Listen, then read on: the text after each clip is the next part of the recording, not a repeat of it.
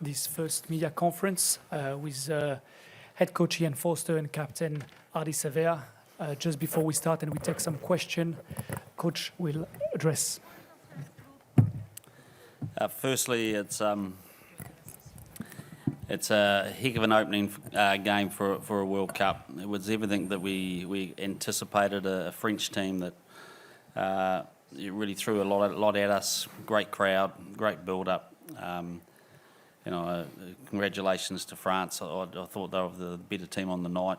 We was really satisfied with a lot of stuff that we did for large parts of that game, but they managed to squeeze us territory possession, and particularly in that last quarter, and really force us to play under a lot of pressure. So they certainly earned their win, and it was a big one-off game for us. It just doesn't change a lot. We've now just got to go and find another direction through this pool and get excited about the next 3 games. So welcome your questions. At the back.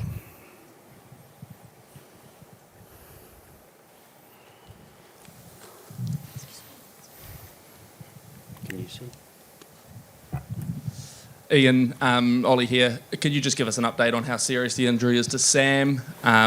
What did he do? When did he do it? And how concerning is that? I did it yesterday late afternoon in the captain's run, and he was just doing a bit of lifting of a jumper at kick-off and brought them down, and he felt his back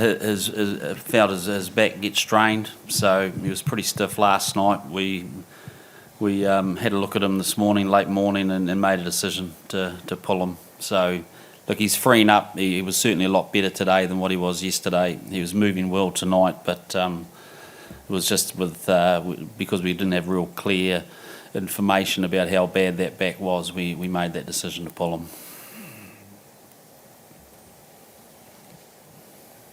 Please remember to state your name and your organisation, please. Kim here from TVNZ. Ardie, losing your captain on the day of a match like this, how does that mentally affect a team? Well, obviously, Foz mentioned, Sammy kind of did his back at captain's run, so it was a what-if, and it was kind of put in the back of our mind. It's always sad, losing your skip. But this team, we've got players that can fill in, and we're always prepared for what if. So, Tubes, I thought, slotted in well at 6, and Dalt shifted to 7. So, we just went on with it, and that's what we did.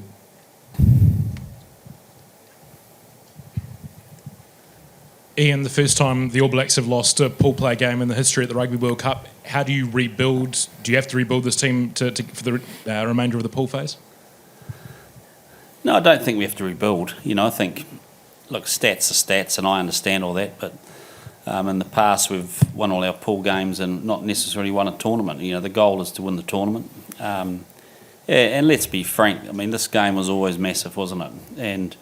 And we know how strong France are. We wanted to go in and get excited about playing, and I think you saw that ambition from us. I thought the way we started the game, started both halves. Whenever we had an opportunity to play, I thought we were pretty efficient at taking it, but we just denied opportunities to really attack them in their half. And so, there will be some aspects, Elliot, we're going to have to rebuild a little bit. We've got to get better. We certainly got, it was a little bit frustrating, some of the pictures that we painted at scrum time for the ref when perhaps they were painting a slightly different picture and getting away with it. So, we've got to be smarter at that.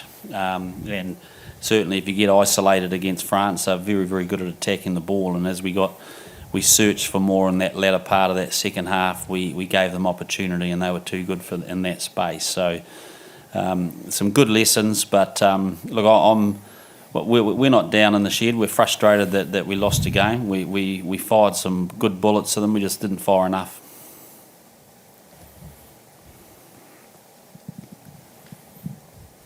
Shanaka from NBC Fuzzy. Just to ask whether you think there's any disparity between the scoreline and the actual contest on the field?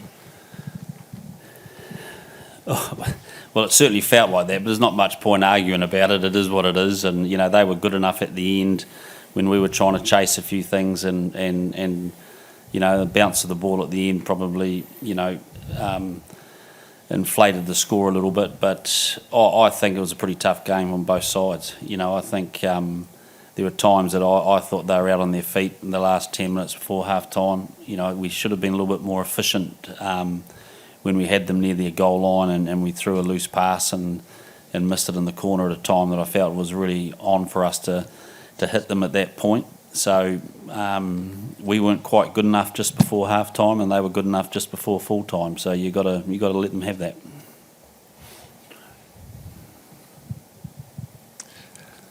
Mark here from Stuff. Ardie, could you just speak to, I guess, the 2019 experience and how you saw South Africa lose that first game and then go on to win the World Cup? How much hope does that give you, and what are the keys going to be for you guys now to turn this around like they did?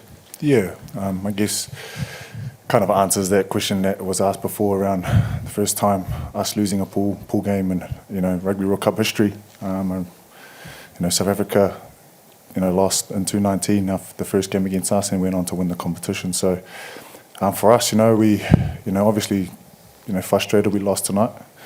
We lost the battle, but there's still a war to be won, and to win that you got to win the next three, and how you do that is worry about the next one and take the lessons from this game and move forward. So like Foz said, France squeezed us. We weren't good enough in certain moments in the game, and we've got to rectify that and move forward and take the positives out of this game and build our confidence to really go out next week.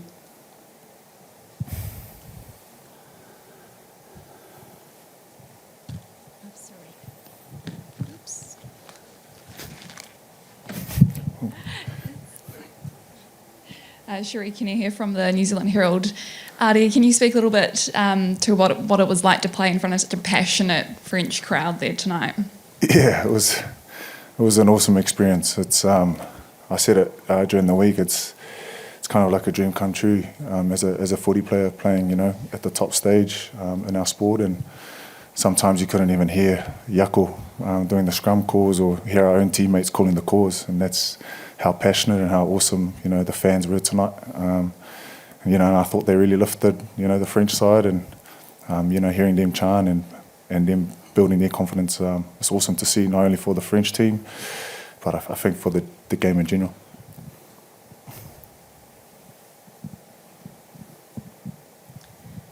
Ian, Kim here from TVNZ. You put a big focus on discipline after that test against South Africa at Twickenham. I think the penalty count in this game ended up at 12-4, not in your favour. What do you put that down to? Yeah, pressure, I think. I think there were too many that came in the last 25 minutes of the game, and you've got to give France some credit for that. I thought too, obviously Will was a bit clumsy with a couple of aerial things, and the second one hurt us. It's been an area that I think, worked particularly well on this year. It's helped us attack from our own half, but we weren't quite good enough in that space, and when you're clumsy in that space, it hurts. And so, that yellow card came at a bad time, and against a team that like to kick a lot and exploit backfields, playing with 14 makes you work really, really hard in that particular patch. So, and France were good enough to take advantage of that. So, we've got to get better. I thought early on our discipline was very good, and I know we conceded a couple of scrum penalties, but and there were some pitches there that we got to paint a little bit better for the ref. But overall, I thought our discipline was pretty strong in that first half, and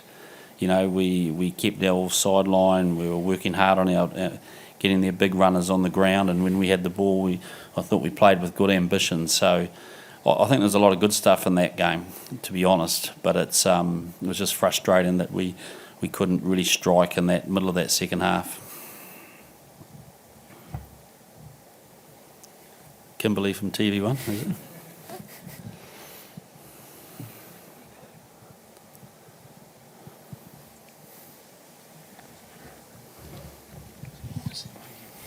Ian Finn here from RugbyPass. You've spoken about, obviously, it was a real battle out there tonight. You've both spoken about it. But looking ahead to the rest of the tournament, did you see enough out there, enough positives that gives you confidence that if you did meet France again, you could reverse the result? Yeah, I do, definitely. But we'd have to shift. We'd have to shift a couple of areas. You know, like we'd have to get, I think, more efficient in the year. I think it's an area we've been good at, and we perhaps weren't as good at chasing our own kicks today, and that's obvious. I thought our scrum, we scrum particularly well for spells of that game, but then, like I just repeated, I think we painted a picture that enabled them to exploit us a little bit, and we'll chase that up with the officials, but we've got to be smarter in that space because that gave them a little bit of early momentum and some early points. So that side of it got to be good, and I thought the other penalties were really, most of them were about them getting on the ball really, really quickly and us not being able to move them, and so that's controllable by us, and something that we, I think we take a lot of pride in that part of our game, and man, they set a pretty high marker for us, so we've been given that message.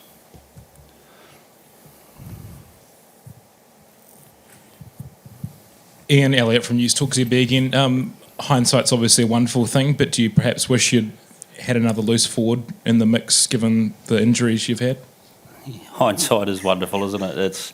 No, look, we're really satisfied. We obviously believed in the squad we picked to come here.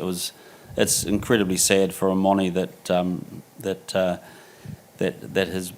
that he's had to succumb to an injury again, and so that's frustrating. I think we had a list of injured players the last 10 days. It has put us under a little bit of pressure. Everyone's seen that, but we're pretty comfortable with the squad we got. I thought Tupou played well for large periods. I thought he ran out of steam a little bit.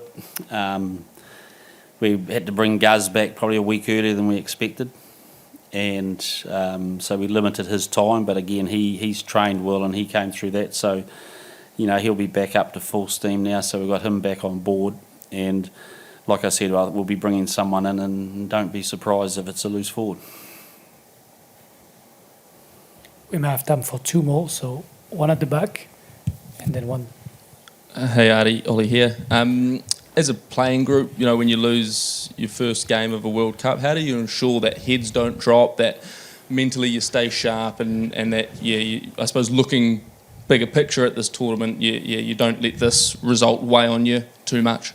Yeah, I think it's important to stay close and stay tight. I think tonight it's okay for the boys to feel the hurt and feel the loss, but it's us.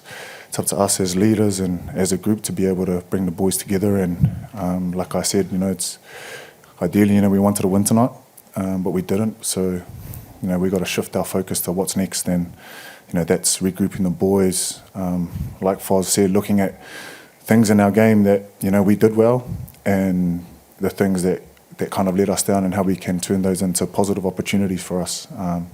So, it's really important for us to regroup, reset, and go about as normal with our mahi.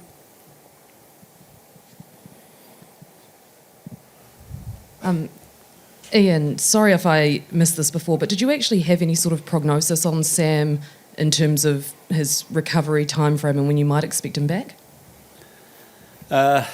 No, I haven't, but simply because it only happened late yesterday afternoon, and we assessed him today, and he was obviously trying to do everything he can to get back to play. So we'll have a good look at that tomorrow, but he's certainly freeing up all the time, and he says he's had it before, but we'll check it out properly. But it's just a back strain, and so his back's gone into a little bit of spasm around a disc, and we've just got to make sure that everything settles down before we push it. But it doesn't look too serious at this stage. Thank you very much, gentlemen. This is the end of the first media conference. Thank you. We'll follow up shortly with France.